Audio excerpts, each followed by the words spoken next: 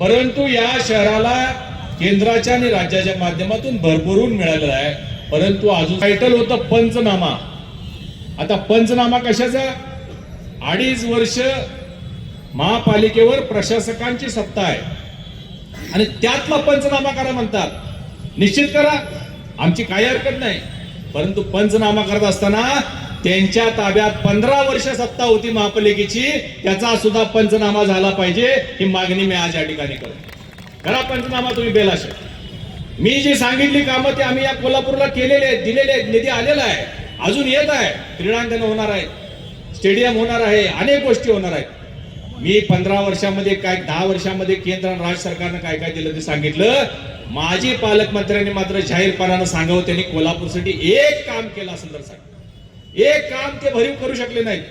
हा 2 उपकार आपल्यावर त्यांनी निश्चित केलेले आहेत. एक थेट पाईपलाईन आणि दुसरा आयआरबीचा टोल. आता त्याच्या खोलात मी जात नाही, सगळ्यांना सगळं माहिती आहे. पण या कोल्हापूरला अडचणीत आणण्याचं पाप त्यांनी केलेलं हे सगळी कोल्हापूरची सुज्ञ जनता जाणते. आणि म्हणून आपल्याला या निवडणुकीमध्ये त्यांनी केलेले घोटाळे, त्यांनी केलेले भ्रष्टाचार, त्यांनी केलेला कोल्हापूरवरचा अन्याय, या सगळ्याचा बदला घेण्याची संधी या निवडणुकीमध्ये आहे. आज सगळे लोक, विजनरी लोक, काम करणारे लोक, जनतेत मिसळणारे लोक या महायुतीच्या माध्यमातून नेते मंडळी एकत्रित आलेले आहेत. चांगले सक्षम असे उमेदवार आपल्या समोर उभा केलेले आहेत. मी कोल्हापूरच्या तमाम जनतेला विनंती करतो की आपण या सर्वच्या सर्व 81 उमेदवारांना, ज्यांचं चिन्ह कमळ, धनुष्यबाण आणि घड्याळ आहे, या सगळ्या उमेदवारांना प्रचंड मताधिक्यानं निवडून देऊन तुमची सेवा करण्याची संधी द्या.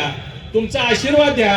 या कोल्हापूरचं भवितव्य दुरुस्त करण्यासाठी, आपल्या मुलाबाळांचं भविष्य दुरुस्त करण्यासाठी, बनवण्यासाठी, कोल्हापूर शहराला एक हायटेक शहर बनवण्यासाठी, स्मार्ट सिटी बनवण्यासाठी एक विजन घेऊन, एक प्लॅटफॉर्म बनवून या महापालिकेच्या माध्यमातून अनेक गोष्टी आपल्याला करायच्या आहेत. आणि आपल्याला आवर्जून एका गोष्टीचा उल्लेख करावा लागेल की हे फक्त आणि फक्त महायुती सरकारच करू शकतं.